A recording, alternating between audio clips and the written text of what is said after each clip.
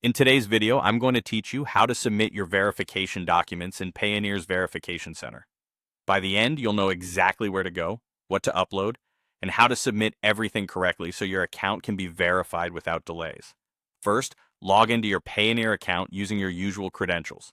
You can do this on desktop or mobile, but I recommend a computer for a smoother upload experience and easier access to your files.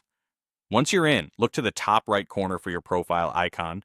Click it, choose Settings, and then open the Verification Center. This is the dedicated place where Payoneer lists any documents they need from you to verify your identity and address. Inside the Verification Center, you'll see a list of requirements. Focus on any items marked as pending. Common requests include ID verification and sometimes proof of address. Click on each pending item to see exactly what's needed before you upload anything. For government ID, choose a valid, unexpired document such as a passport, a national ID card, or a driver's license. Make sure the name on the ID matches the name on your Payoneer account. Take a clear color photo or scan with good lighting and no glare. Keep the image uncropped with all edges visible and include both front and back if applicable. Double check that every detail is readable. Blurry or cut off images are the most common reason for rejections.